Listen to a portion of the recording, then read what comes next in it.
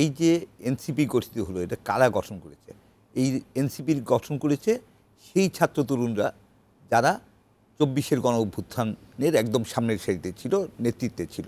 So তারা যখন নতুন দল গঠন করেছে, আমরা অনেক বেশি আশাবাদী হয়েছি যে এটা একটা ভালো উদ্যোগ, বাংলাদেশের রাজনৈতিক যে সংস্কৃতি তাতে ইতিবাচক একটা প্রভাব পড়বে এবং একটা বড় ধরনের তারা ক্ষমতায় যাবে কি যাবে না সেটা এই মুহূর্তেরই বলা কঠিন বা বলার সময় আসেনি, কারণ মাত্র আত্মপ্রকাশ করেছে, অনেক বিষয়ে তাদের অস্পষ্টতা আছে। আমরা এখনও বুঝতে পারছি না তারা আসলে কী চাচ্ছে।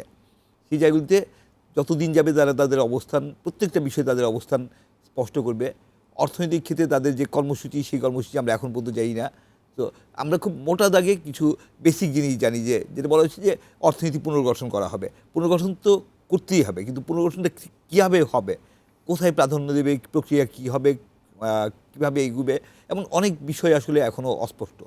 তো এই অস্পষ্টতা নিয়ে কত দূর এত কম সময়ের মধ্যে কত দূর যেতে পারবে, নির্বাচন মাত্র ৬ মাসের মধ্যে নির্বাচন, এবং সেখানে এটা বাস্তবতা যে একটা অন্তর্বর্তীকালীন সরকার কতদিন দীর্ঘায়িত হতে পারে। নির্বাচিত সরকারের কোনো বিকল্প নেই, নির্বাচন লাগবেই, নির্বাচনের ভেতর দিয়ে গণতান্ত্রিক উত্তরণ ঘটাতে হবে। শুধু সেই জায়গাটাই নিশ্চিত থাকতে হবে যে যাতে নির্বাচন হয়ে গেলে বিচার প্রক্রিয়া যাতে কোথাও কোনো ধরনের ব্যাহত না হয়।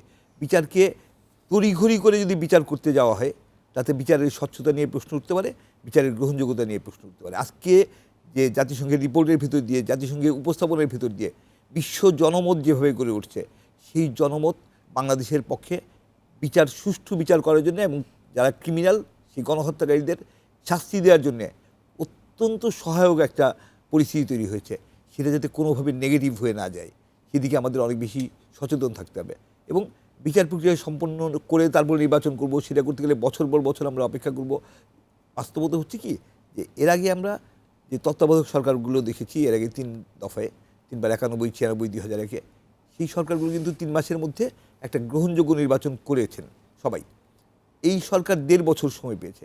১.৫ বছরের মধ্যে সরকার কতটা পরিবর্তন করতে পারছে? যদি ডিসেম্বরে ইলেকশন হয় তাহলে ১.৫ বছর সময় পাচ্ছে। ১.৫ বছরের মধ্যে অলরেডি প্রায় ১ বছর চলে যাচ্ছে, সরকার ৭ মাস চলে গেছে। সরকার কি পরিবর্তন করতে পারছে? মানুষের কাছে মানুষের যে প্রত্যাশা ছিল, সেই প্রত্যাশা থেকে কিন্তু অনেক পেছনে পড়ে আছে। ডিসেম্বরে নির্বাচন হলে ডিসেম্বরের আগে সরকার কতটা কি করতে পারবে আমরা খুব আশাবাদী না।